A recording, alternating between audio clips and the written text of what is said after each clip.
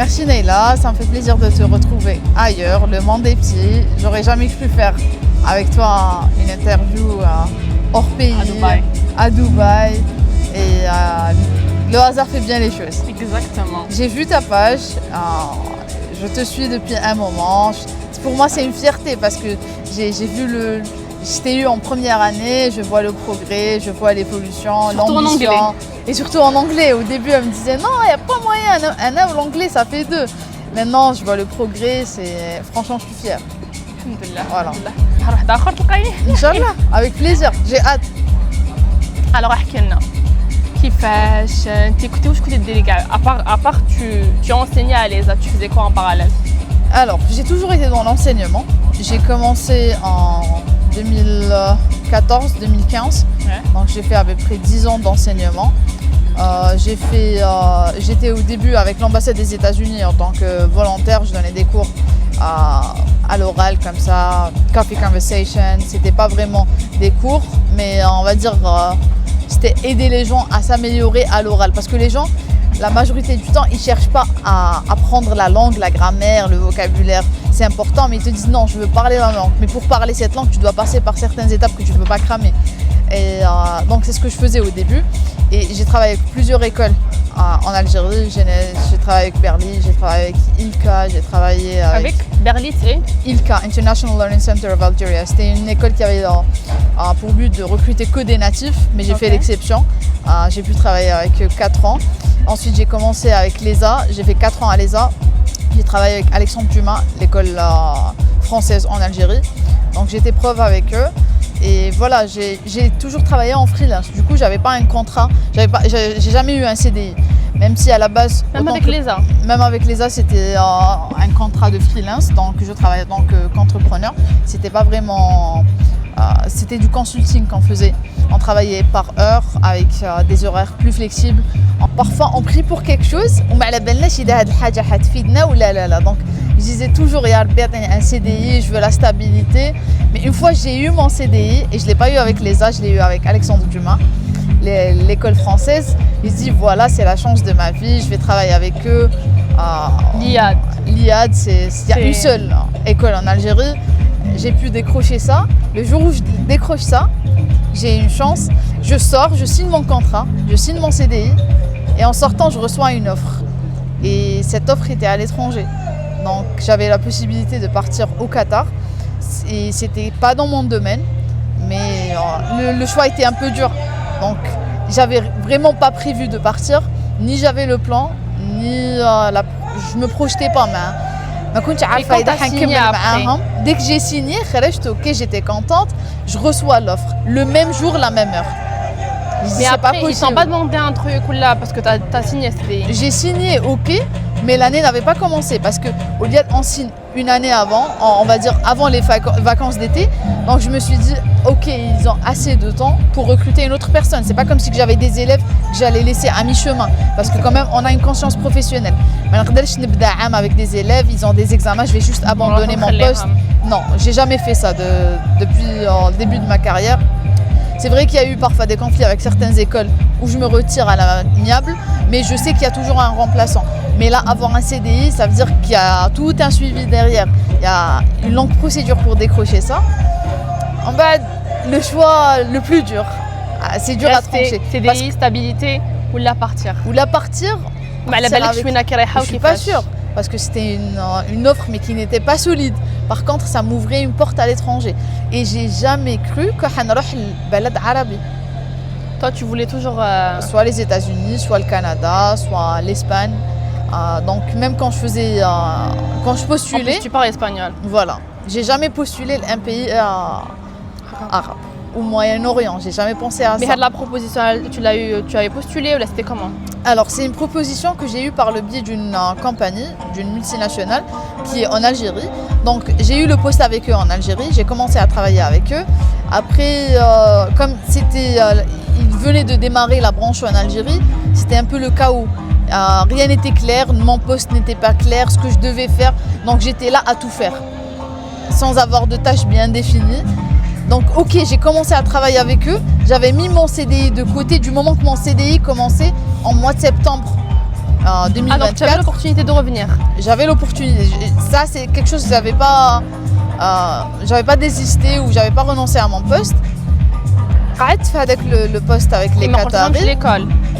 Je pouvais pas les informer parce que j'étais pas sûre de ce que je voulais. Et même ce que j'avais en parallèle, c'était un CDD de 3 mois. Donc soit un CDD de 3 mois avec, on va dire, des opportunités à l'étranger, soit un CDI en Algérie avec une stabilité. Et alhamdoulilah, la vie en Algérie, j'étais épanouie, je faisais mes activités, tout se passait bien. C'est pas comme si que j'ai fui. Non, pas du tout. Je suis partie parce qu'à un moment, après 10 ans d'enseignement, je vois que je stagne. Tu n'évolues plus. À un moment, oui, j'avançais plus. Je suis en train d'aider les gens à apprendre. Je me sentais quand même pan. Donc j'ai aidé les gens à l'ESA. On avait fait plein de projets par rapport au chocolat, par rapport au fashion. Donc j'étais là à aider les gens à faire leur business, à les guider. J'ai dit, mais dans tout ça, il est où mon business à moi? Dans tout ça, moi, qu'est-ce que j'ai fait? Ok, j'ai une carrière. Alhamdoulilah, je suis satisfaite, je suis fière de moi, je suis fière du parcours que j'ai eu. Mais c'était pas assez. J'ai toujours été exigeante avec moi-même, envers moi-même. Donc, non, à un moment, il faut qu'il y ait un déclic. Surtout quand on sait qu'on peut réussir, mais qu'est-ce qu'il fait? Ok, c'est bon. Il y a cette sensation au fond de nous qui te dit non, c'est bien ce que tu fais, mais tu peux faire mieux. Et quand tu as cette sensation, il faut la suivre. Tu sais que tu es capable de beaucoup plus. Exactement, c'est le bon Dieu qui met dans ton cœur une envie de réussite, une ambition, il ne faut pas l'éteindre. Bon, j'ai toujours accompagné les gens pour la création de leur entreprise, parce que ce qu'on faisait à l'ESA, c'était pas de l'anglais, c'était du business English, et on rentrait dans le marketing, on rentrait dans le management, dans les ressources humaines, sales et tout ce qui va avec. Donc, j'ai beaucoup appris à l'ESA. En donnant cours, chaque cours que je venais donner en 2 heures, il y avait une préparation de 4 heures derrière. Cette préparation me permettait de faire des recherches plus approfondies. Je me renseignais avant d'arriver à un cours. Tu es face à une quarantaine d'élèves, d'étudiants.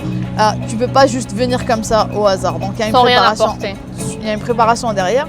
Et je m'intéressais beaucoup plus du côté business. C'est vrai que j'aime la pédagogie, c'est l'art d'enseigner, il faut avoir le tact avec les enfants, avec les gens en général. Mais à un moment, ok, est-ce que je veux faire ça toute ma vie? Parce que le jour où j'ai lu CDI, contrat à durée indéterminée, j'ai eu peur.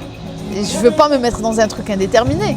Je ne veux pas être dans cette école toute ma vie. Oui, c'est un passage, c'est beau, j'ai une bonne réputation à l'école, alhamdoulilah. C'est grâce à Dieu que j'ai accompli tout ça. Tu peux avoir un bête de background. Mais, il y a le mais qui se pose. Est-ce que je veux faire ça toute ma vie? Et là, je me suis posé plein de questions. Et je vais être très claire, j'ai fait salat istikhara plusieurs fois parce que parfois on ne sait pas. J'ai toujours prié pour ce CDI. Le jour où je l'ai eu, j'étais pas contente. D'ailleurs, même la responsable des ressources humaines, elle me dit pourquoi t'es pas contente? Je dis oui, je suis contente, mais ça se voyait. Ça se voyait que c'était ok, c'est bon, je l'ai eu, c'est rien. C'est pas ce que je veux. Finalement, c'était pas aussi ouf. Pas du tout. Et c'était pas vraiment fait pour moi. Parce que j'aime ma liberté. J'aime pas quand même m'imposer des horaires, 8h, 17h, 8h, 16h. J'aime être libre et indépendante. J'ai toujours eu un bon équilibre et good work-life balance. Yeah. Je travaillais, mais j'étais épanouie dans mes activités. Les week-ends, j'avais mon programme. After work, j'avais mon programme. Donc, ça allait chambouler tout. Non, tu étais épanouie. Voilà, j'étais épanouie. Et avoir un seul salaire, moi personnellement, je suis dépensière. نهضر على روحي ما نهضرش على الناس. انا كيف ما نقدرش نعيش بان سول سالير, il y a pas moyen. كي كنت نخدم ديجا في ليزا, j'avais plusieurs معليش نخدم المهم نصرف. Même si je rentre à 20h, à 21h, راني خدامه, mais je me prive de rien. Après, quand tu as un salaire, tu sors faire ton shopping, tu vas le voir affiché sur une paire de chaussures. C'est vrai. Un seul salaire, c'est un seul revenu. C'est ça. Ça te fait de la peine. Tu te dis, j'ai travaillé tout ce temps pour pouvoir me permettre. Après, on n'est pas obligé d'acheter de la marque, on n'est pas accro à ça. C'est vraiment. Mais c'est humain. C'est humain. On a envie d'acheter un truc, on ne veut pas se priver de tout. Et c'est pas dès qu'on a envie qu'on achète, mais parfois on aime se faire plaisir. Pour les femmes surtout, je crois que c'est une thérapie. Tu prends la carte, tu te fais plaisir, tu te sens beaucoup mieux après ça. On est faite pour être des princesses. Exactement. La femme, généralement, elle est là pour recevoir. Exactement. Pas pour On donner. donne, exact, tu donnes des émotions, tu donnes ta présence, tu donnes, on va dire, beaucoup de choses, mais tout ce qui est matériel, tu aimes le recevoir, tu vois. Exactement. Et après ça, j'ai commencé avec les Qataris. Je me suis retrouvée à tout faire. J'étais envoyée en mission à Adrar. Je me suis retrouvée dans un autre domaine qui n'avait rien à voir avec l'enseignement. J'étais responsable au bureau. Après, ils n'arrivaient même plus à définir mes tâches parce que je faisais tout. Et comme la compagnie venait de commencer, j'avais beaucoup plus de chances d'avoir un Évoluer poste. rapidement. Et... Voilà. Et par la suite, il y avait quelques conflits internes que je ne peux pas étaler, mais ça m'a un peu repoussée. J'ai dit finalement, je crois. Mais dans tout ça, je n'ai pas renoncé à mon CDI jusque-là. C'était encore le mois de juin. Après, j'ai pris la décision de partir au Qatar. J'ai dit pourquoi ne pas essayer ça, mais pas en Algérie. Donc la proposition que tu avais eue, c'était de travailler avec des Qataris en Algérie. En Algérie, c'est exactement ça. J'ai commencé à travailler avec eux. Au bout de 3 mois, ça n'allait pas. C'était des conflits internes. C'était, on va dire, cultural crash. C'était pas avec les Qataris eux-mêmes. Nassim Lah, masha'Allah, j'ai pas vu de mal minhum. Mais il y avait plusieurs nationalités. Chacun venait s'imposer.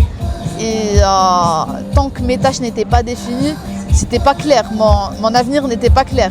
Donc je voulais avoir un contrat qui était bien défini et l'entreprise avait besoin un minimum d'une année pour être lancée avec des postes définis. Donc est-ce que j'allais prendre le risque et rester avec eux sans savoir où est-ce que j'allais? C'est aussi une perte pour toi. Ben oui, mon temps est précieux. Je ne vais pas me lancer. Ok, j'avais un très bon salaire, ça ne suffit pas. Je ne travaille pas que pour de l'argent. On travaille pour de l'argent, pour une carrière. Il y a beaucoup de choses qui suivent. Et du coup, c'était vraiment un coup de tête. Même après, tu t'es pas dit, ah, j'aurais dû accepter le CDI. Pas du tout. À aucun moment je le regrette. Ouelou. À aucun moment je regrette le CDI parce que c'est pas fait pour moi. Oui, c'était une opportunité. J'ai travaillé avec eux. J'ai donné ce que je travaillais avec eux déjà en freelance. En freelance, oui, pendant 2 ans. CDI que c'était un peu. Le CDI, ça allait être des heures fixes, des journées fixes, des vacances bien précises. Il y a beaucoup de femmes en Algérie qui optent pour l'enseignement juste pour les vacances. C'est très pratique. Tu travailles, tu as tes vacances, tu peux passer du temps avec ta famille. C'est des mamans. Voilà. Donc, étant, on va dire, plus jeune et célibataire, j'ai plus de liberté et c'est le moment ou jamais. Donc, si je ne fais pas le pas maintenant, je ne le ferai jamais. Parce que personnellement, si j'étais mariée et que j'avais des enfants, j'aurais pas opté pour un job qui me prenait mon temps jusqu'à 21h. J'aurais préféré finir à 15h, rentrer chez moi et passer du temps avec ma famille. Le CDI, ensuite, ça va être, voilà, ça va être le grand luxe, quoi. Tu as le congé de maternité, tu as tout ce qu'il faut. Mais après, est-ce que c'est la vie que je veux mener? Parce que même les femmes mariées peuvent être entrepreneurs. Même une femme mariée peut réussir sa vie. Même une femme mariée peut se faire de l'argent. Parce que quand on dépend d'un seul salaire, on est salarié, on est prisonnier de ce salaire. Exactement. Et on dépend du salaire. Pour moi, c'est pas vraiment vivre, mais on va dire survivre. Du moment que tu subviens à tes besoins, tu manges et tu dors. Elle est où là ta vie dans tout ça? Est-ce que tu pars en vacances? Est-ce que tu es épanoui? Est-ce que tu as des activités en plus? Tu sors 9h les heures de pointe, tu rentres 17h les heures de pointe. Voilà. Donc, c'est pas vraiment la vie que je voulais mener. Et chacun est libre. Je n'impose mon avis sur personne, sur qui que ce soit. Je parle de mon humble expérience. Et par la suite, quand je suis rentrée chez moi, j'avais du mal à annoncer ça à ma mère. Parce que j'ai perdu mon père, ça fait 3 ans. Donc maman, elle est seule. Il y a mes frères. Mais c'était moi le pilier, le soutien. J'étais tout le temps là, aux petits soins. Tu es l'aînée? Non, je suis pas l'aînée, mais ma soeur, elle est mariée. Et donc, j'avais Ça se comprend. Voilà, j'avais ma position à la maison, donc j'avais mon rôle, on va dire. Après le décès de mon père, j'ai tout pris sur moi. J'étais là à essayer de... On ne peut jamais compenser le vide d'un père, mais j'étais là. Et à un moment, j'ai dit, ok, je suis là pour les autres. Qu'est-ce que j'ai fait pour moi-même? Ok, c'est bien de... Il y a ta'atullah ou ta'atul waldin. Après, le bon Dieu, c'est les parents. Et vu que mon père est décédé, c'est ma mère. Mais je veux lui offrir plus que ce que je suis en train de faire. Avec, on va dire, j'étais limitée. J'avais plus d'ambition que ce que j'avais en main. Et le jour où je suis partie lui annoncer, j'avais peur. J'ai prié avant, j'ai dit, est-ce qu'elle va accepter? Comment? Parce que elle a perdu son mari, après sa fille elle part à l'étranger, les garçons ils sont pas vraiment présents. Ils sont là, mais ça reste, c'est différent. Le contact unique entre la fille et la maman, c'est pas le même contact avec le fils et sa maman. Donc j'hésitais, j'étais perplexe, j'avais très peur. En bas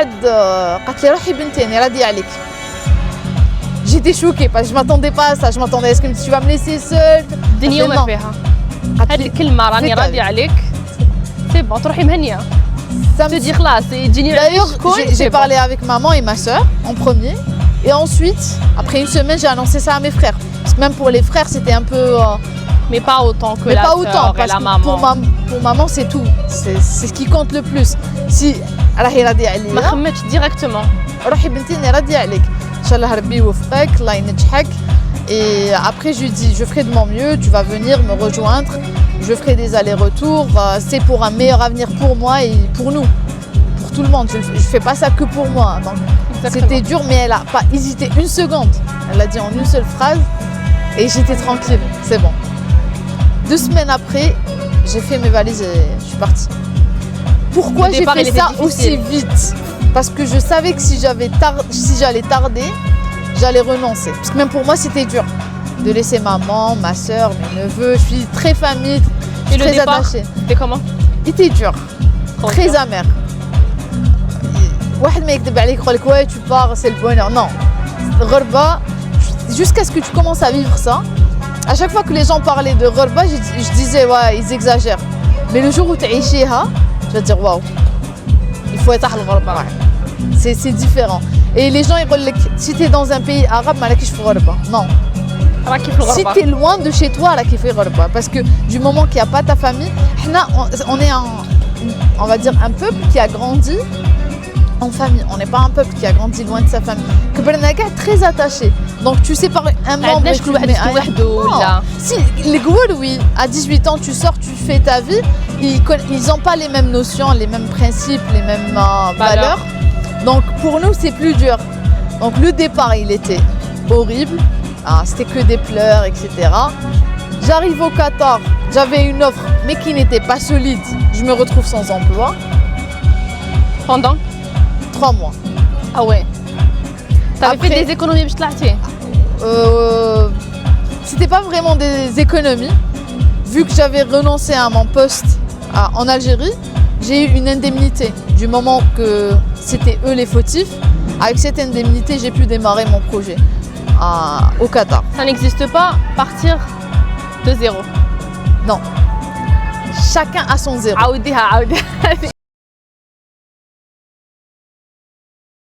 Il y a des gens qui te disent ouais je suis partie de rien et derrière il y a un héritage. Non, t'es pas partie de rien. Il y a des gens qui te disent je suis partie de rien, derrière il y a un passeport étranger. T'es pas partie de rien. T'as un passeport étranger qui t'ouvre plusieurs portes. De l'Algérie, j'étais à peu près dans les 3500, 4000 euros. C'était pas grand chose. C'était pas vraiment par rapport au Ghorba. C'est rien, c'est un mois de location ailleurs. En Algérie, tu penses à faire quelque chose, mais ailleurs, c'est rien du tout. Et moi, j'avais, on va dire, l'espoir de travailler immédiatement. Du coup, j'ai dit, ok, ça va me suffire pour la première semaine. Du moment que j'ai un contrat, je vais commencer à travailler. J'ai rien à craindre. Mais c'était pas du tout le cas. Les imprévus commencent. Je me retrouve. Tu te retrouves à chercher où habiter, comment préparer à manger. Tu dois tout gérer à la fois. Même avec 4000 euros. C'est rien, 4000 euros. Tu arrives, tu payes ta location, tu payes ce que tu vas. C'est rien du tout. C'est vraiment 4000 euros, je dirais, c'est 2 mois. C'est 2 mois, tu peux subvenir à tes besoins pendant 2 mois sans emploi. Voilà. Et pas vivre dans le luxe, hein, la location. Ah oui, pas du tout. C'est un petit studio que tu partages avec une personne pour, on va dire, commencer à survivre, pas à vivre. Au début, tu cherches pas à vivre. Tu cherches à survivre, à maintenir ton rythme. Et ensuite, le pire, c'est que quand je suis arrivée au Qatar, j'ai dit ouais, j'ai 10 ans d'expérience dans l'enseignement. C'est bon. Dans des écoles réputées.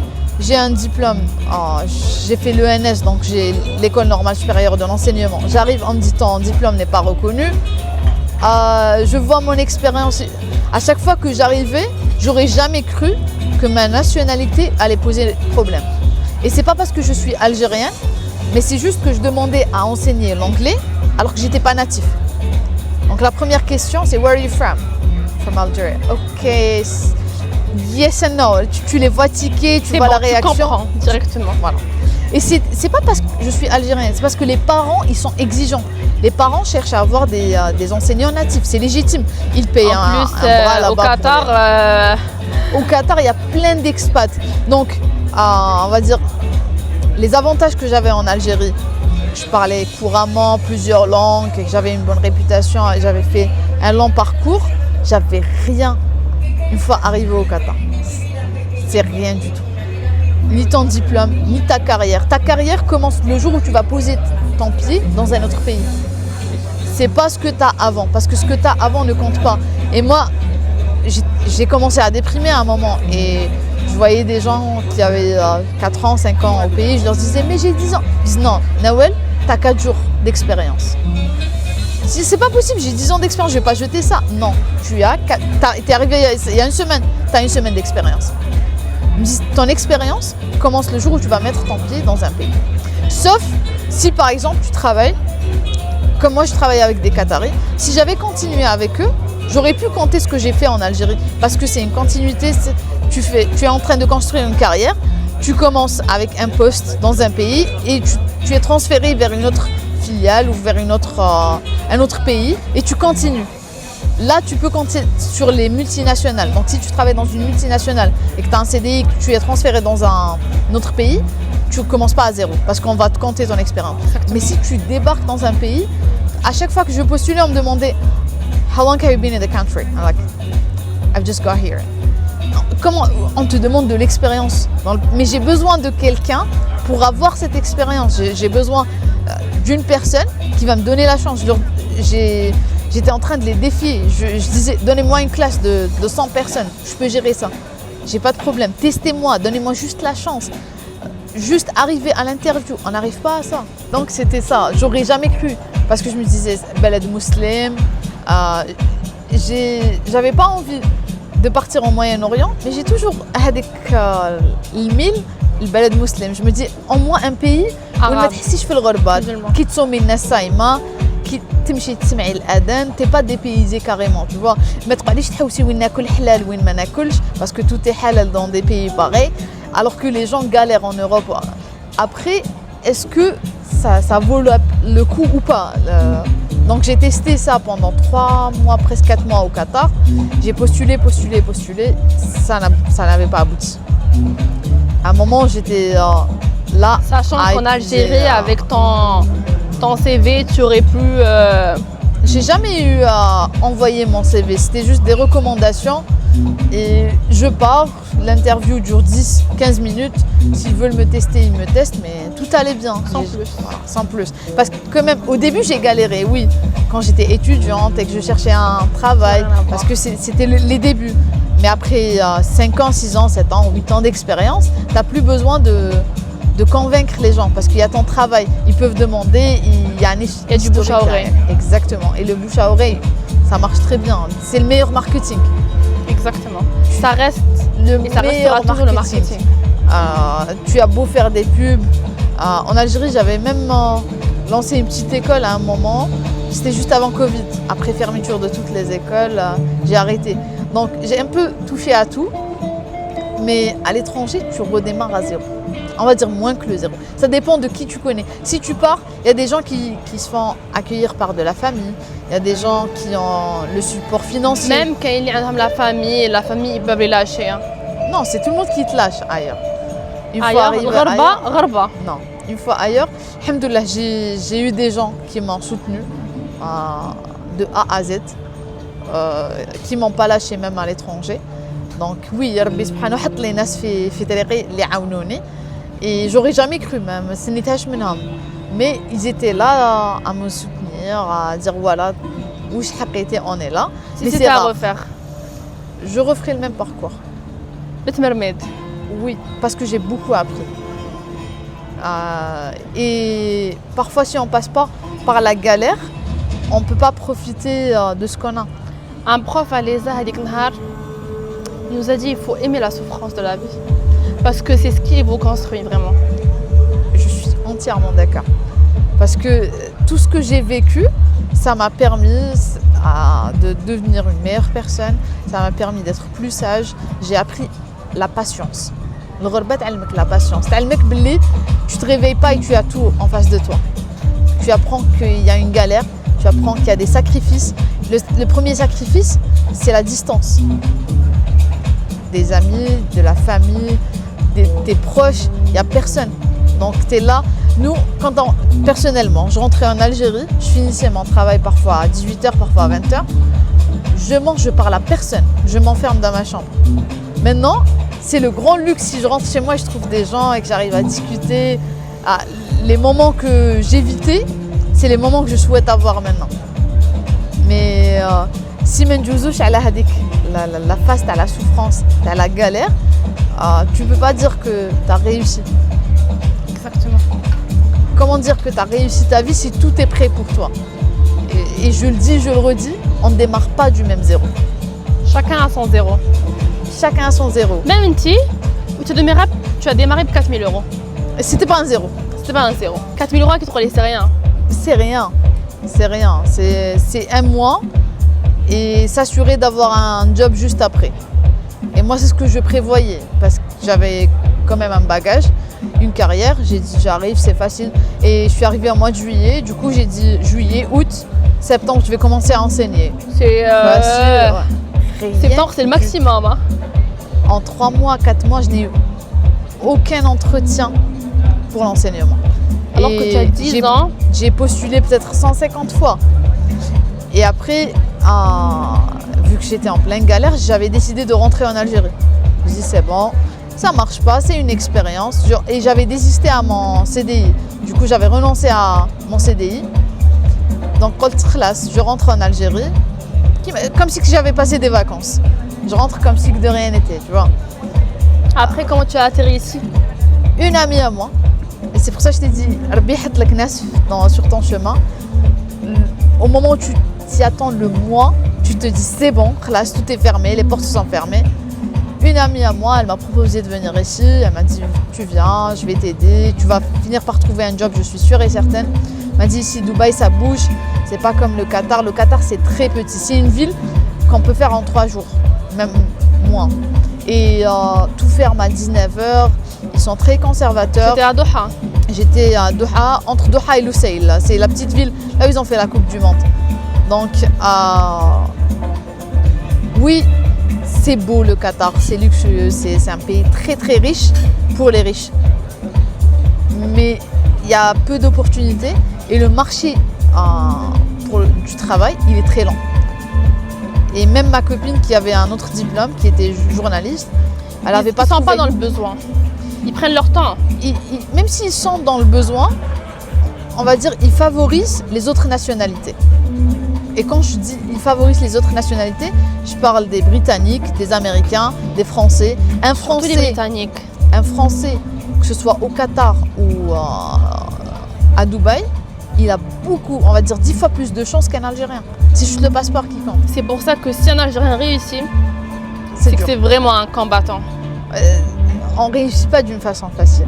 On a beaucoup d'obstacles. Le passeport rouge, il s'ahèle. Ça ouvre des portes, surtout le Moyen-Orient. Peut-être que pour eux, il n'est rien dans son pays, mais il arrive ici, il a toute l'importance, tous les avantages. Les expats en Algérie, ils vivent comme des rois. Prime de risque, quel risque? En mois d'août, j'étais en Colombie, j'étais en voyage d'affaires, j'ai pas eu de prime de risque, même en Colombie. Donc là, tu parles de l'Algérie, tu me dis prime de risque. Ce n'est pas encore justifié. Je crois qu'ils ont annulé ça et j'espère que c'est vrai. Quel risque là. Franchement, ça mérite pas, quoi. Donc, cette copine, elle m'a proposé ça et elle m'a aidée de A à Z. À mon arrivée, elle m'a orientée, elle m'a aidée avec mon visa, avec ma résidence. Donc, c'est le bon Dieu qui a mis un couple sur mon chemin avec leurs enfants. C'est ma famille ici, je suis tout le temps avec eux. Donc, ça a changé ma vie. Et du coup, j'ai commencé à postuler. La même chose, dans l'enseignement. Elle m'a dit non, les écoles ici, elles vont t'appeler, il n'y a pas moyen, tu as un bagage. Je commence à postuler. Aucune école ne m'appelle. Je dis, il y a un truc qui cloche, c'est pas normal. Après combien de temps? Je dis, en moins une crèche. Non, après combien de temps? Un mois? Un mois, mais un mois à postuler jour et nuit. Je ne faisais que ça. Je dis, c'est pas normal, il y a un truc qui cloche. Après, parfois, ندعيو لربي حاجة يقول لك يدعو الإنسان دعاءه بالخير دعاءه بالشر. Donc ندعيو حاجة أنا حابينها يبان لك c'est pas ce qu'il nous faut. Et je dis toujours تحبوا شيئا وهو شر لكم. وعسى أن تكرهوا شيئا خير لكم. عسى أن تحبوا شيئا وهو خير لكم شر لكم. pardon. عسى أن تحبوا شيئا وهو شر لكم وعسى أن تكرهوا شيئا وهو خير لكم. Donc j'ai commencé à déprimer. J'ai dit علاش يا ربي tout ce parcours راني نسعى je fais de mon mieux et j'arrive même pas à décrocher un entretien. J'ai passé aucun entretien dans les deux pays, c'est pas normal. Après, je me rappelle d'une citation en anglais. Any rejection is a redirection. Any rejection is a redirection. Donc si ça ne marche pas là, ça veut pas dire que ça ne marche pas dans tous les domaines. Exactement. J'ai dit peut-être que je me suis braquée sur un seul domaine alors que j'avais du potentiel à faire autre chose. Pourquoi se limiter à une seule chose? J'ai repris Salat al-Istikhara. Ma prière, alhamdoulilah, je ne l'ai pas arrêtée tout le temps. Mais Salat al-Istikhara, j'ai commencé à dire ok, Rabbi m'attendait, je fais l'enseignement, il y a forcément autre chose qui m'attend. J'étais ici même, dans cette résidence. Je regardais par la fenêtre, il était 3h du matin. Je venais de finir une prière. T'es chez ta copine? Chez ma copine. Je regarde par la fenêtre et je vois Emar. Alors je savais pas c'était qui. J'ai dit c'est qui ce Emar? Je veux travailler avec eux. C'est qui celui-là? Je rentre sur LinkedIn, j'écris Emar Job Opportunities. Et là je commence à avoir mais c'était dans l'immobilier. Je fais ma recherche, j'ai passé 3 heures à lire sur Emar, sur l'immobilier à Dubaï. Je me suis dit, et pourquoi pas faire ça? Après, je dis, j'ai pas de background dans l'immobilier, mais un début à tout. Je postule sur LinkedIn. Il y avait une agence Alliance by Emar. Donc, ils avaient, on va dire, un peu plus d'exclusivité avec Emar. C'était pas Emar directement, mais ils avaient de l'exclusivité avec Emar. Je postule à 4h du matin. Je me lève à 8h, parce que je suis une lève tôt. Je me lève à 8h, je trouve un mail. Rapide. J'ai dit, c'est pas possible là. Tout ce que j'ai fait pour l'enseignement, aucune réponse. Là, j'ai une réponse en quelques heures. L'immobilier est très répandu, hein. Ouais. C'est ce qu'on me demande le plus. Et là, j'ai postulé. On m'a répondu. Can you come today? Yes, of course. What time? At 1 p.m. Okay, I'll be there. Je ne connais pas la carte géographique de Dubaï.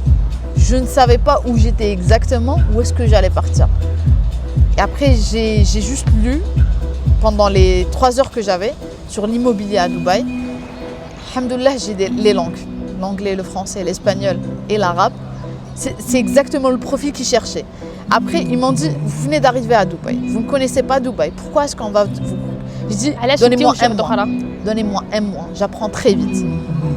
I will do my homework. Just give me my chance and I will do my best. Et le propriétaire, il a dit, ok.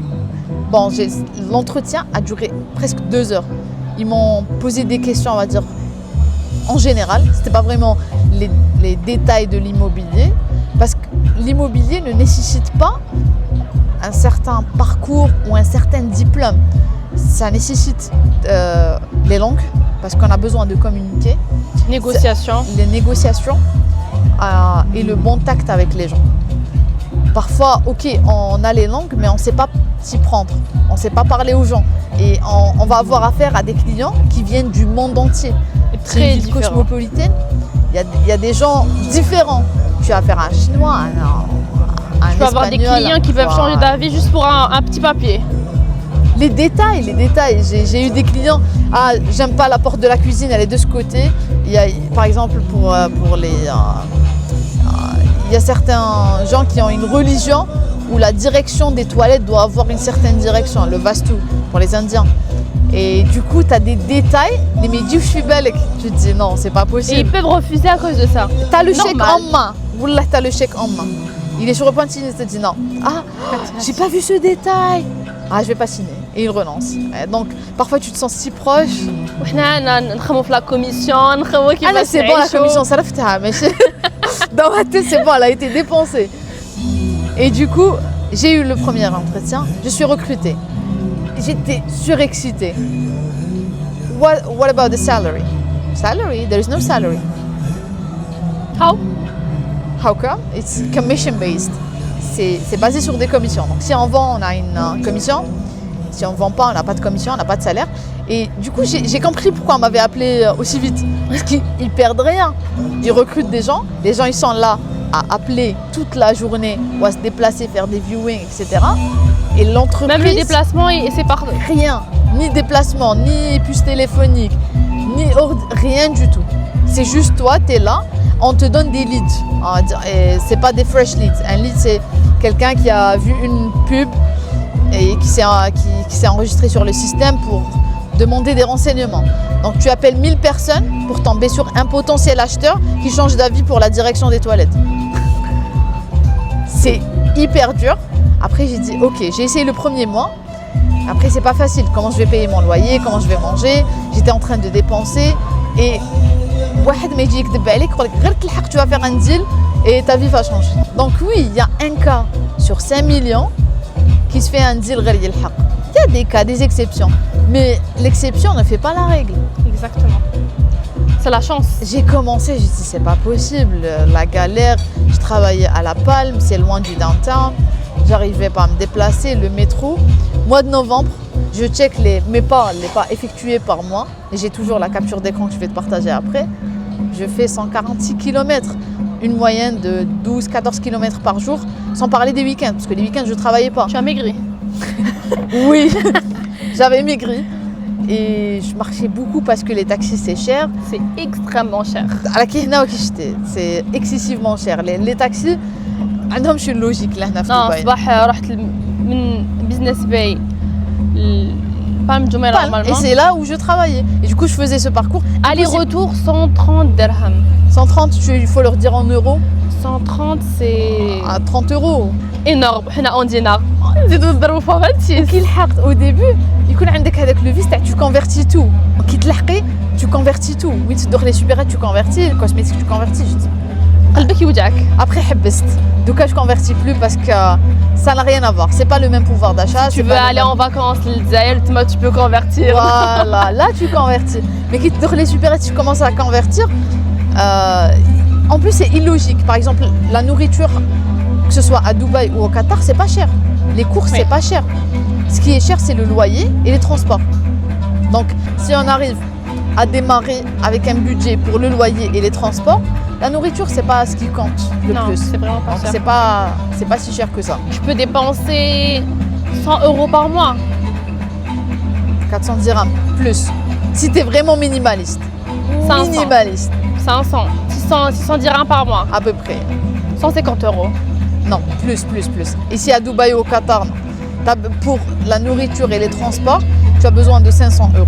Mais si tu es minimaliste, parce que même la carte du métro, tu dois la recharger. Après, tu dois manger. هنايا Tu le dois acheter tout ce qui est cosmétique. daily tu dois- pass تاع المترو c'est 22 dirhams. Daily Pass, mais moi, j'avais pas. Une fois tu es résident, tu t'achètes une carte et tu la recharges. Mais la carte, elle va te coûter dans les 100 €. Quand même. Hein. Oui, parce que c'est ce que je faisais quand je faisais mon trajet tous les jours à La Palme. Donc la carte du métro, elle te coûte 100 € le mois. Si tu l'utilises vraiment régulièrement pour aller, revenir, et le métro et tu as le tram. Donc pour La Palme, tu as besoin du métro, ensuite du tram. Tu as 100 € juste pour le transport, tu vois, avec métro, sans dépenses. En plus, le métro, c'est pas en face chez moi. C'est pas en face de chez moi. Donc je dois marcher 30 minutes. Et c'est là où j'ai décidé d'acheter une trottinette. Sinon, je vais pas galérer comme Les ça. trottinettes ici elles sont trop répandues. C'est كاينين très partout. pratique. Et en plus, ce qui est bien, c'est que pour les trottinettes, c'est sécurisé. Tu marches sur le trottoir, c'est pas dangereux. Mais je تمشي في الطريق Non, ولا. normal. Alors, Il y je a- voulais l'utiliser هنا, mais c'est paiement par carte. Ah oui, ouais. En plus, c'est pas rapide. Ce qu'on a dehors, ça c'est très lent comme trottinette. Et je trouve que plus, c'est ici, cher. avec les trottinettes, tu peux ne pas respecter les feux. Hein. Tu n'attends pas. Même sur en tant que piéton. étant résident, tu respectes plus rien. Après, Mais par contre, sauf les voitures. oh my god. Si tu ne respectes pas un feu rouge, tu as jusqu'à 10 000 € d'amende pour un feu rouge. Pour un 10 000 stop aussi, 10 000 €. C'est combien de salaire? Et toi, tu vas te dire, ok, je vais pas payer ça, je pars chez moi. À l'aéroport. À l'aéroport. Ce que j'aime ici, c'est Non, c'est droit. les droits. Tu respectes la loi et tu as tes droits. Dans d'autres pays, tu respectes la loi et tu n'as pas tes droits. Ce qui fait toute la différence. Je suis prête à respecter. Quand même, c'est le minimum. Mais quand tu as tes droits, tu te sens quand même valorisé. Oui. Mais qui te connaît, tu respectes tout et tu n'as aucun droit. Même si tu es touriste, tu as des droits et tu as tes droits. Oui. C'est fou. Ici, tu es traité, on va dire, quand on dit le client est roi, le client est roi. Après, tu as le service, tu as les avantages. Donc après ce que j'ai fait à La Palme, et j'avais pas de salaire, j'ai décidé de changer parce que je pouvais pas rester sans salaire. J'ai travaillé avec une autre boîte, c'était un Algérien qui m'avait contacté sur un groupe de recrutement. Il m'a dit Nawel, tu viens, je te garantis un salaire. J'ai dit ok. Il va. J'ai dit Alhamdoulilah, Rabbi Iftah, j'ai un salaire. Je travaille un mois, après un mois, il me dit non, j'ai rien promis. Je dis non, c'est pas possible, j'ai encore les captures d'écran. Allez, je me rappelle très bien de ce mot. Parce que travailler toujours et j'avais pas encore mon visa, ma résidence. J'étais en tant que touriste, donc j'avais aucun droit. Et j'avais pas de contrat avec lui. J'ai pas le droit de travailler en tant que touriste. Donc normalement, lui il n'a pas le droit de m'embaucher sans me faire ma résidence, mais je connaissais pas mes droits. À ce moment-là, si je connaissais mes droits, j'aurais pas hésité une seconde à déposer plainte parce qu'il n'a pas le droit de me recruter. Tu n'as pas le droit de travailler à Dubaï 1 heure sans ta résidence, sans être déclaré. Mais attention, il y a une résidence, tu es sur le... Ah voilà. Après, quand tu te fais ta résidence, tu es tranquille, tu te dis c'est bon, j'ai ma résidence. S'il décide de te virer, tu as un mois pour trouver un autre job. Sinon tu rentres avec des amendes. Non, tu as des amendes. It's not deported, mais tu as des amendes. Tu as, je crois, 100 dirhams par jour, un truc comme ça. Et ça chiffre. Ça chiffre très rapidement. Ici, le temps passe extrêmement vite. Voilà. Et c'est là où, encore une fois, mon ami a intervenu pour me faire ma résidence. Donc ça, c'est pas venu par le biais du boulot. Vu que j'étais nouvelle, je connaissais pas mes droits, je savais pas. Une fois que j'ai obtenu ma résidence, c'était plus facile de trouver un job parce que les entreprises, ils n'aiment pas investir dans la résidence. Ils disent ouais, je vais t'investir, je vais te faire ta résidence, après tu vas quitter. Donc pour eux aussi, c'est une perte. Du coup, ils font pas ça. Et par la suite, j'ai commencé à me donner à fond dans ce domaine, à faire des recherches jour et nuit, à étudier le marché. Et après, ce que je n'aime pas, c'est la réputation. C'est vrai que c'est très très mal réputé, alors que ce n'est pas vrai. C'est malheureux, mais il y a une petite catégorie qui a, on va dire, propagé une très mauvaise réputation dans ce domaine. Mais j'ai dit, alhamdoulilah, j'ai pas à me justifier. Exactement. J'ai pas à prouver ce que je fais. Je suis là pour casser ce stéréotype qui dit que toute femme qui travaille dans l'immobilier, elle est dans autre chose. Alors que non, je suis désolée. J'ai galéré, je me déplace en trottinette, j'ai eu du mal à trouver, à payer mon loyer. Si j'avais choisi la facilité, il y a zéro galère. Tu l'as acheté à combien la trottinette? 300 €. 1200 dirhams. Oui, mais ça m'évite, 1200 dirhams. Mais ça m'évite tous les déplacements. Du moment que je travaille entre downtown et Business Bay, j'habite downtown. Et du coup, ça me facilite. C'est vrai que je paye un peu mon loyer entre 800 jusqu'à 1000 € parfois. Mais parce que c'est un endroit très stratégique. Ça m'évite les déplacements. J'ai eu une phobie du métro. Parce qu'avec le métro, tu respires pas. Quand il y a trop de monde le métro. Non, j'aurais jamais cru. Pour la première fois et il y a du monde. Non, mais heure de pointe. À 18h, tu attends parce qu'il vient plein. Chaque métro, il dit Mahamal. Tu attends. Entre 18h et 19h, c'est la pire chose. Après, j'ai dit, ok, faisons le Golden Pass. Tu payes un peu plus, mais c'est la même chose, c'est juste que ça pue pas. C'est pratique. Kiff, ça sent bon, c'est tout. C'est la seule différence. rien. Mais c'est plein. Tu vois, c'est blindé de monde. Donc après ça, j'ai été contactée par des promoteurs immobiliers. Donc au début, c'était des agences immobilières qui me recrutaient sans salaire parce que c'est un domaine basé sur les commissions. Et par la suite, je travaillais aussi sur le secondary, sur les petites locations. Ça me permettait de survivre, pas de vivre, mais ça m'a permis de continuer, quoi. Et par la suite, j'ai été contactée par plusieurs promoteurs, parce que mon LinkedIn commençait à avoir de l'expérience à Dubaï, ça a commencé à changer. J'ai commencé à faire mon réseau et j'ai été recrutée par la boîte avec laquelle je travaille maintenant, en tant que directrice de vente. It's a life-changing situation. De prof d'anglais à rien à directrice de vente. Ouais.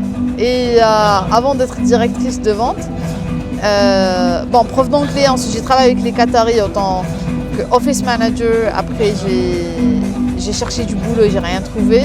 Ensuite, agent ou broker, agent immobilier ou broker comme on les appelle ici, sans salaire. Et c'est pas facile de vendre au début. Tu connais personne, il n'y a pas de réseau. Ensuite, une fois j'ai décroché mon poste en tant que directrice de vente. Et alhamdoulilah, ce qui m'a ouvert les portes, c'est pas le diplôme, c'est pas la carrière que j'ai eue avant, c'est les langues.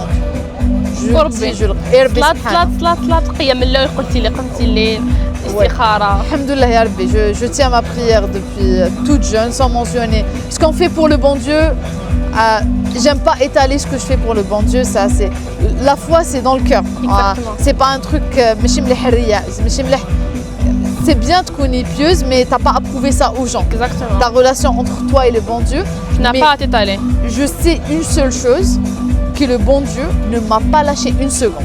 Depuis que j'ai commencé, depuis ma naissance on va dire, bien le parcours, à chaque fois je vois des miracles. Parce qu'il y a des fois où je te dis c'est bon, j'arrête tout, je rentre chez moi, après il y a une porte qui s'ouvre. Après tu abandonnes, parce qu'après 3 mois sans salaire, je dis c'est bon, j'abandonne. Encore une autre porte qui s'ouvre. À chaque fois que tu crois que c'est la fin, c'est le début d'une autre aventure. Et encore une fois, any rejection is a redirection. Il ne faut pas trop forcer les choses. Le bon Dieu a juste vu que mes rêves ne matchaient pas avec ma carrière. J'étais beaucoup plus ambitieuse que d'être juste un simple professeur. C'est le meilleur métier que j'ai jamais exercé. J'ai travaillé dans la vente, j'ai travaillé en tant que réceptionniste. J'ai touché un peu à tout, mais l'enseignement reste noble. C'est un domaine, quand tu rentres chez toi, tu es satisfaite. Quand tu vois le progrès des étudiants, c'est la meilleure chose. C'est comme si tu as planté, que tu vois les fleurs, tu vois. C'est très satisfaisant comme job. Et c'est moins stressant. Les gens qui disent non, l'enseignement ça rend. J'ai jamais stressé autant qu'enseignante. J'ai jamais senti la pression que les profs disent ouais. Même si j'avais. Le seul truc que je n'aimais pas faire, c'est la correction des copies. C'est vrai. Et les étudiants qui bavardaient trop là.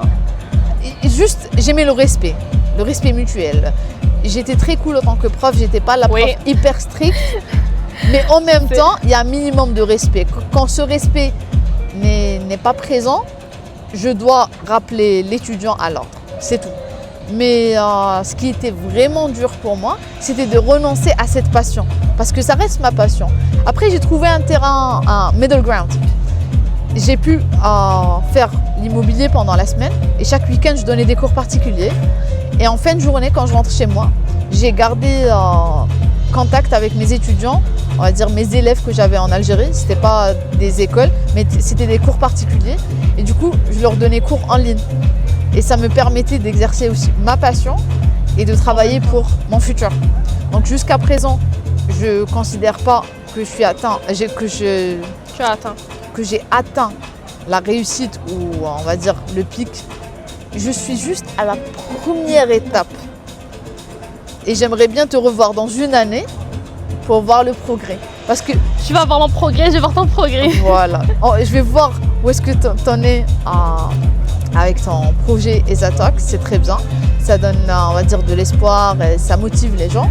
Et d'un autre côté, je veux aussi voir, parce que j'ai cette vision et le bon Dieu, Rabbi subhanahu, qui يعطيك حاجة في قلبك, c'est qu'elle te l'a. Ce n'est pas pour rien. C'est pas pour rien.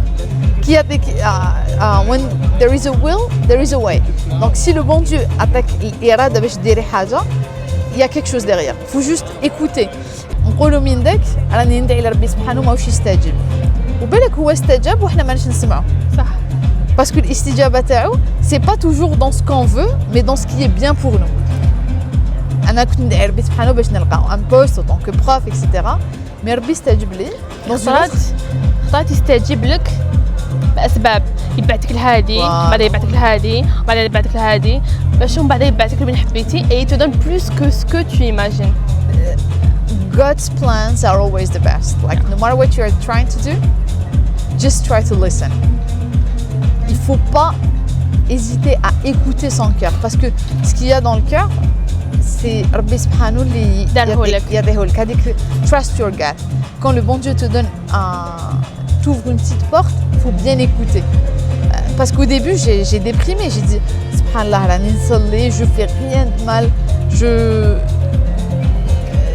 Même si je vis dans une ville où les tentations, il n'y a que ça. Mais alhamdoulilah, ya Rabbi, je suis restée sur le bon chemin.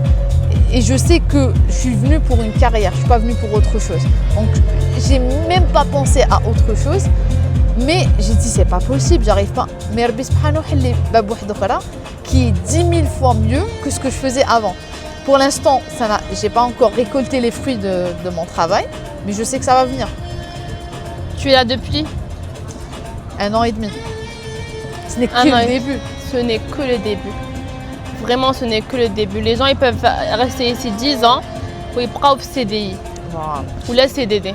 Et ça reste aussi un choix. Ça reste un choix. Mais et chacun pour moi, je me rappelle quand j'étais à l'université, c'est une petite anecdote. À la 5e année, on nous donne un contrat. Ce contrat, c'est Aqd Amal. Les gens, ils déroulent la queue pour avoir le poste étatique. Tu as traité autant que prof, les gens, ils déroulent la queue pendant des années pour pouvoir obtenir avec le poste. Donc, moi, j'étais là, j'ai fait mon stage pratique. C'était un cauchemar pour moi. J'ai oublié le lycée, mais j'ai fait mon stage pratique. Non. Le bière en bas. Non. Voilà, j'ai oublié le nom du lycée. C'était Kimala Sonatrach. J'ai dit, est-ce que je vais subir ça? J'ai pas pu supporter les conditions de travail. Franchement, chapeau à chaque professeur algérien qui travaille dans l'étatique et qui arrive à résister. Chapeau bas.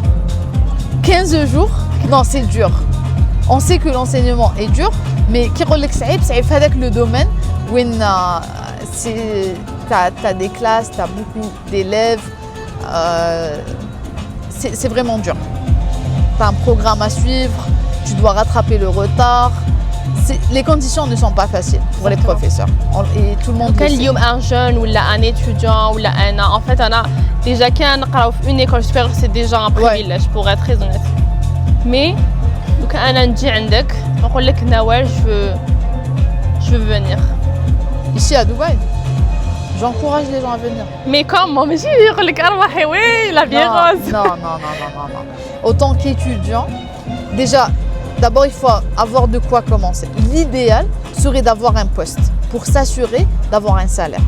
Parce qu'on ne peut pas vivre avec ces économies à Dubaï. C'est très cher. C'est l'une des villes les plus chères au monde. Donc le premier conseil serait de décrocher un job qui n'est pas du tout facile à faire de l'Algérie. Parce que quand tu postules, de préférence, il faut avoir une adresse et un numéro de téléphone local. Tu as plus de chances. Mais déjà, il faut que tu viennes pour shopping. 1 mois, 2 mois. Déjà, les gens ils disent ils te disent oui, c'est artificiel, c'est fake. Je trouve pas vraiment. En fait, c'est des choix. C'est des choix. Le climat, il n'est pas... Là, on profite, on est au mois d'octobre, presque au mois de novembre. On est assis là, on profite du beau temps. Juillet, août, tu ne veux pas rester 1 minute dehors. Le taux d'humidité, il est très élevé. C'est tellement dur. Tu peux rien faire. Tu sors pour prendre un taxi. Le temps d'arriver au taxi, avec les cheveux, tu as les cheveux en pétard. En 2 minutes, tu transpires. Le dos Alors là, les piscines. Si c'est pas avec un système de refroidissement, حمام الوان. ايه بقى ولازم Impossible ظهر de nager. راسك يكون داخل الماء. Impossible de nager. Juillet, août, on nage pas ici. Donc le climat, il est pas Tu fais facile. quoi هنايا juillet août? Juillet, août, franchement, je sortais en fin de journée faire ma marche ici au downtown. Soit je partais au mall.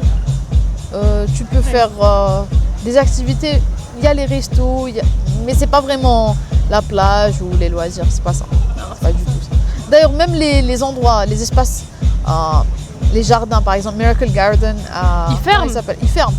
Parce qu'il y a Global personne. Village. Global Village. Ouais, je cherchais ça. Ils ferment parce qu'il y a Mars, personne. Mars, là. Ah non, mai. Mais Ouais. Maintenant, c'est octobre à mai. Ouais. Octobre à mai. La fontaine, elle était fermée pour rénovation aussi. Donc, il n'y a vraiment rien à faire. Est-ce qu'on peut Mais survivre sans rénovation, est-ce qu'elle est ouverte? Sans rénovation, oui. Non, elle est ouverte en été. Mais il n'y a rien. Tu peux pas rester à côté, il fait chaud. C'est vraiment pas facile. Donc, C'est ça la haute saison. revenons à quelqu'un qui veut venir, que ce soit ici ou au Qatar. La différence entre les deux, le Qatar, on va dire, il est un peu moins cher que Dubaï. Mais c'est aussi cher. Le loyer, c'est la même chose. Mais tu peux trouver de jobs rapidement à Dubaï qu'au Qatar. Ouais. Tu as plus d'opportunités, pas seulement à Dubaï, aux Émirats. Là, j'ai visité Abu Dhabi, j'ai fait Sharjah, j'ai fait Sharjah ou Sharjah. Sharjah, c'est moins cher.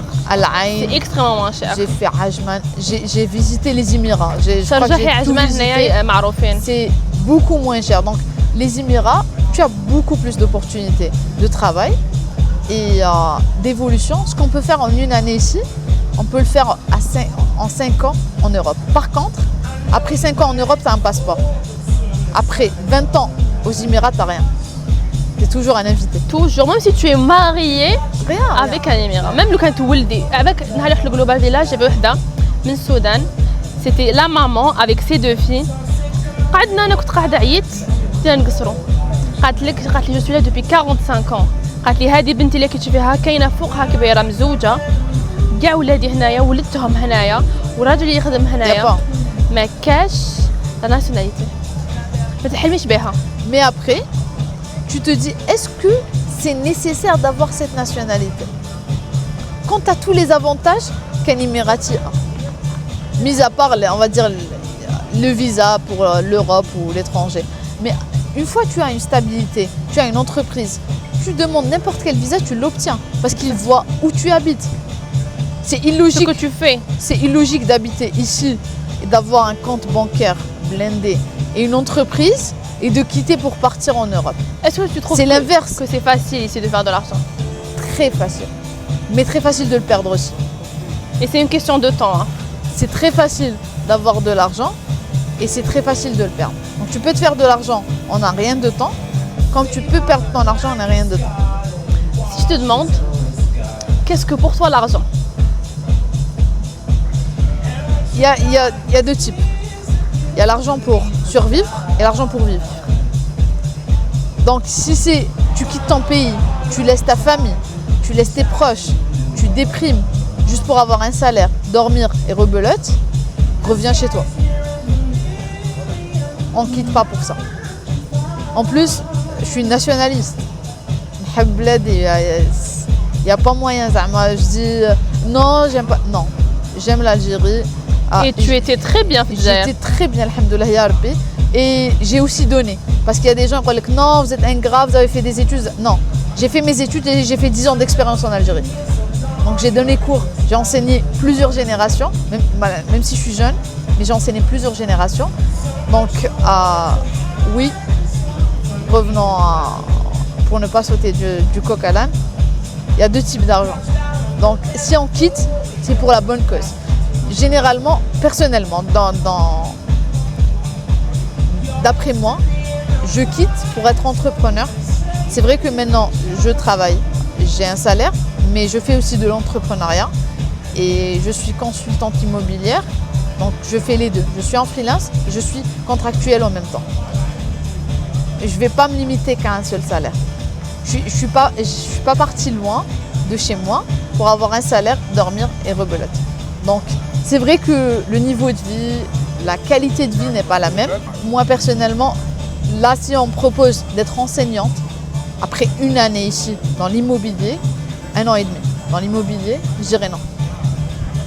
Alors que tu cherchais. Je pleurais pour trouver un poste en tant qu'enseignant. Maintenant, tu viens, tu me donnes un CDI dans une école, tu me dis voilà Nawal, tiens ton poste. Je te dis non, merci. Parce que j'ai goûté à l'indépendance financière, j'ai goûté à la réussite qui est plus rapide que l'enseignement. Tu étais déjà indépendante en Algérie. Voilà. Et là, si je redeviens enseignante ici, ça sera pour avoir de l'argent, mais pour l'option de vivre, ou on va dire de survivre. Parce que c'est un salaire qui va te permettre de louer. Et ça sera une question de temps. Hein. Ouais. Donc là, l'immobilier, au début, tu fais pas fortune, mais tu peux toucher le jackpot à n'importe quel moment. Et je t'ai raconté. Comme tu peux tout perdre à n'importe quel moment. C'est ça. J'ai eu des chèques en main, j'ai eu la réservation du client. Le lendemain, il m'appelle, il me dit ma femme n'aime pas la cuisine. Ok. Alors que avec la commission, tu pourrais. Ça change la vie. Et c'est l'une des raisons qui fait que les gens pensent que chaque personne qui est dans l'immobilier, elle a une mauvaise réputation. Parce que ta vie peut changer du jour au lendemain. Supposons que tu viens demain, je te dis voilà, alhamdoulilah, j'ai fait un grand deal, j'ai de l'argent, j'ai lancé une entreprise. Ah oui, on sait comment elle l'a fait. La partie la plus dure de ce sujet très sensible, c'est injuste. Lorsqu'un homme réussit, Allah yibarak rajul, fhal, dardaraham. C'est une femme qui a réussi. La belle, non. À la belle. Où chez la belle quand vous avez vu sa galère?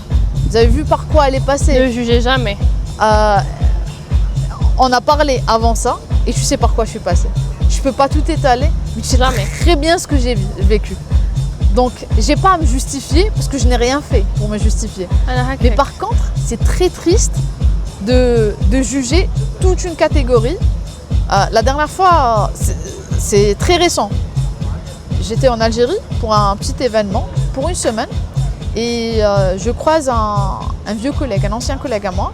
Il est espagnol, il n'est pas... Après on a parlé, il savait que j'étais dans l'enseignement. Après il me dit « what are you doing so far ?» En espagnol, tu fais quoi maintenant à Dubaï? Je dis « dans l'immobilier ». Son regard, il a changé. C'est un espagnol, il me dit « vraiment non, j'ai rien contre toi, c'est juste, tu sais, c'est très mal réputé. J'ai pas dit que je travaillais dans une boîte. » Mais le jugement, ça c'est le jugement d'un étranger. Sans parler des jugements algériens par des proches, ils te contactent et disent ah oui, Nawal, tu devrais éviter de dire que tu es dans... Non, je suis consultante immobilière, je suis directrice de vente chez un promoteur immobilier, je ne vais pas cacher ça. Et j'assume. Parce que si, ce que tu veux. S'il y a une personne qui va briser ce stéréotype, ce serait moi. Moi, je le ferai pour moi-même. C'est injuste de mettre toute une catégorie juste parce que ça a beaucoup de potentiel. C'est un domaine, les commissions à Dubaï, c'est entre 5 et 7% de la valeur du bien. Donc si tu vends un bien, c'est 1%. Tu vends un bien, bon moi aussi, vu que je suis directrice de vente, j'ai 0,5%, c'est rien du tout. Mais quand tu es consultante immobilière, tu as de 5 à 7%. Donc tu vends un bien à 50 millions d'euros. T'es riche. Et je ne vais pas inviter les gens à venir et dire tu vas faire ça en une semaine. Non. Ça peut prendre 2 ans, ça peut prendre 3 ans, ça peut prendre 4 ans, 5 ans. Mais du moment que tu sais que tu vas un jour atteindre ça, pourquoi ne pas patienter? C'est pas un domaine donné à tout le monde, parce que c'est un domaine, j'appelle ça le roller coaster effect, l'effet montagne russe. C'est que tu arrives, tu es à la signature et la personne renonce, ça redescend. Donc il faut vraiment avoir le mental en fer et on va dire consistency, beaucoup de volonté pour pouvoir poursuivre. Parce qu'à un moment, personnellement, j'ai jamais fait un deal qui m'a permis d'avoir 20 000 euros. J'ai fait des petits deals, c'est juste, on va dire, pour respirer un peu. Mais j'ai pas encore atteint ce jackpot. Mais quand tu es dans... Ça viendra. Inch'Allah, ya Rabbi. Quand tu es assise dans un bureau et que la personne à côté de toi, elle est au téléphone et qu'elle vient de se faire 1 million d'euros de commission, ça te pousse à réfléchir. Je te dis, cette personne, et je connais beaucoup d'Algériens qui ont réussi comme ça, qui sont ici, qui ont leur propre boîte. Tu connais aussi des Algériennes? Des Algériens et des Algériennes. Et après, parfois, c'est triste qu'elles se cachent, parce qu'elle dit ouais, tu sais, c'est mal réputé. Déjà, juste le fait de vivre à Dubaï, tu dois te cacher. Non, je vais pas me cacher. Je vis dans un pays musulman. Il y a le mal et le bien partout. On ne peut pas condamner toute une ville parce qu'il y a une certaine catégorie qui a fait... Et ce qui a gâché ça, malheureusement, c'est certaines influenceuses européennes qui ont étalé le dark web à Dubaï, qui ont parlé. Mais je suis désolée, tu pars dans une villa, t'es pas protégée. Exactement. C'est ton choix. Tu as choisi ça, j'ai pas choisi ça. Tu pars dans un yacht au milieu de nulle part, tu t'attends à quoi? Dubaï, c'est une ville sécurisée à 100% là où il y a des caméras. Partout. Mais je dis bien là où il y a des caméras, qui veut dire là où le gouvernement a accès. Si toi, tu pars dans des lieux où ils ne peuvent pas y accéder, tu veux qu'ils te suivent et qu'ils te mettent des garde-corps? Non, c'est pas le cas. Donc oui, c'est une ville sécurisée, mais ça dépend où on traîne. Je vais pas me mettre dans le danger et dire non, ouais, on m'a fait... Non. Jusqu'à présent, 1 an et demi, je n'ai jamais été harcelée, ne serait-ce qu'avec un petit mot. Jamais quelqu'un m'a regardé de travers dehors. Que tu portes le voile, tu ne le portes pas, personne ne te juge. T'es en sécurité. Je trouve qu'une femme envoyée à Dubaï est plus en sécurité qu'une femme envoyée en France. Exactement. Et je défie n'importe quelle personne qui dit le contraire. C'est vrai qu'il y a les stéréotypes, ouais, il y a la tentation, etc. Mais grandir avec de bonnes valeurs, alhamdoulilah, mon papa, Allah yarhamou, ou ma mère, ou ma famille, j'ai grandi dans un environnement sain. Ils m'ont donné les meilleures valeurs. Ils m'ont appris ce qu'il faut faire, ce qu'il ne faut pas faire. Même si tu me mets au milieu de gens, c'est quoi? Je ne ferai rien. Parce que j'ai grandi avec une liberté. J'ai pas été frustrée. Tu veux sortir, tu sors dans on va dire, les règles de l'art. تعرفي قدرك كما نقولوا حنايا انا نقول لك سيدي وانت عارف قدرك. T'as pas à te vanter de faire ça ou ça. Mais تعرفي قدرك والله واحد ما يأذيك. T'es en sécurité totale. Donc les parents, c'est vrai que c'est contraignant pour eux. Pourquoi? Parce que malheureusement, nos parents, ils sont sur les réseaux aussi. Donc moi, autant que maman, je rentre sur Insta et je vois une femme assassinée à Dubaï. Oui, il y a eu récemment une blogueuse ukrainienne ou russe, je ne suis pas sûre. Apparemment, oui. Qui a été... Oui, mais elle était où? Pourquoi je posais la question? Est-ce qu'elle était dans un endroit public et on l'a attaquée? Jamais. Combien de femmes se fait agresser en France? Combien de femmes se fait agresser en Espagne? Combien de femmes se fait agresser en Suisse? Donc, tu es dans une ville où il y a des caméras avec reconnaissance faciale. En plus, la ville ne dort pas. Ça ne dort pas. Ça dort pas. Le mois de Ramadan, j'étais avec 2 amies à moi, une marocaine et une algérienne. On sortait, on faisait la prière, on prend un thé dehors ou là, on reste le parc jusqu'à 1h, 2h du matin, on monte. Tout le monde est avec les animaux de compagnie, leurs chiens, ils sont en bas. Tu sens la paix. Exactement. On a beau dire, ouais, c'est artificiel et sécurisé, معليش. Wesh درنا بلا nature. Je préfère une forêt, une jungle artificielle sans loups qu'une jungle naturelle avec des loups. Donc, si on ne se met pas en danger, et la vie c'est des choix. Alhamdoulilah, je ne bois pas, je ne fume pas, je ne fais pas ça. C'est un choix personnel. Et je respecte les gens qui font ça. Et ceux qui font ça aussi, c'est un choix. C'est un choix. Je respecte tous les choix. Je respecte toutes les religions. Mais si tu le fais et que tu es bourré et qu'il se passe quelque chose, ne blâme pas les autres pour tes erreurs. Toi, tu n'étais pas consciente et la personne n'était pas consciente. Donc, c'est logique qu'il y ait des failles. Mais qui te connaît la personne, في الوعي تاعها وعلى بالها هذا مليح هذا ماشي مليح. كيما يقولوا يا جبل ما يهزك ريح ما كاش اللي يزعزعك tu vois. Donc voilà, grosso modo, j'ai touché à tout. Après, si tu as d'autres questions, une je sais dernière pas. question. Vas-y, Yada. قلت لي مقبل اللي كي تطلعي ان شاء الله ان شاء الله tu vas faire une série Netflix ولا تكتبي un livre. واش تسمح؟ C'est un peu dur. Le titre n'est pas censé tout résumer, mais je dirais Le destin écrit en silence. Le destin écrit en silence. Pourquoi ça? Parce que tout ce que j'avais comme plan, le bon Dieu avait un meilleur plan pour moi. Donc c'était écrit par le bon Dieu, mais c'était en silence et je devais vraiment écouter pour pouvoir arriver à la lumière. Donc voilà, le choix du titre. Après, Inch'Allah, j'y travaille. J'ai déjà commencé à écrire quelques passages. C'est pas encore fini, ça prendra du temps. Et je veux pas le finir maintenant. Je veux que ça soit un parcours à raconter. Ta biographie. Ça peut être une autobiographie, ça peut être... Je peux rajouter de la fiction avec. Ça dépend de ma créativité, de mon mood ce jour-là, le jour où je vais le poster. Mais c'est aussi pour inspirer d'autres personnes et pour casser cette image, cette mauvaise image que les gens ont des femmes en général qui vivent aux Émirats.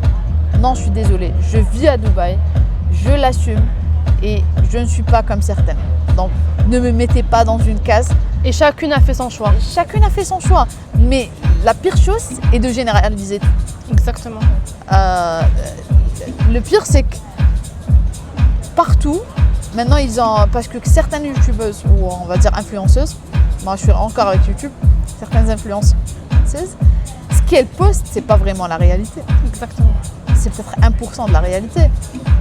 Après, dès qu'il y a un petit incident, ouais, c'est doux. Non, ne blâme pas le pays. Qu'est-ce que tu as fait dans ce pays? Exactement. J'ai été correcte depuis mon arrivée, j'ai travaillé dur. Tu n'as rien eu, alhamdoulilah. Alhamdoulilah ya Rabbi.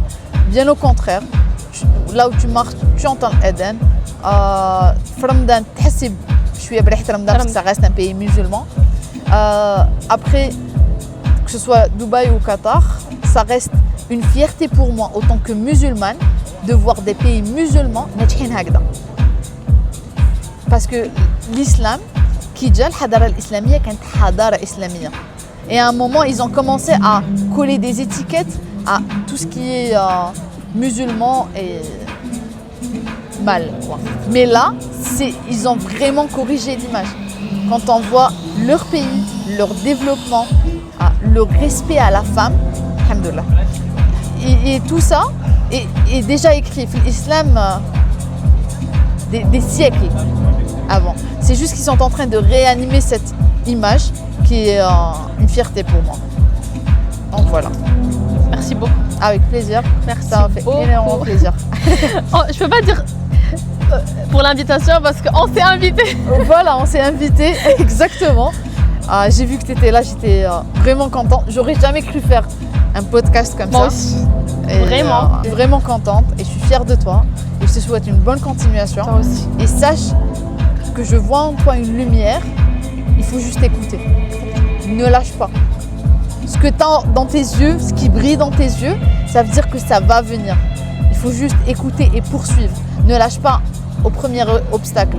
Et ce que tu es en train de faire, c'est juste génial parce que tu es en train d'interviewer plusieurs personnes. Ce que tu peux faire à ton niveau, c'est éviter leurs erreurs. Exactement. Et faire éviter... Tu prends le meilleur de tout et tu en fais un masterpiece. Et je crois en toi. Moi aussi. Hein. Merci. C'est gentil. L'année prochaine, là, dans 2 ans. On se retrouve ici. Ici même. Ici. Parce que là, c'est la mon table. point de départ. Cette tour, ce lieu, c'est mon point de départ. Donc je veux que ça soit ici, Inch'Allah. Inch'Allah. Je te souhaite le meilleur. Merci beaucoup. Merci.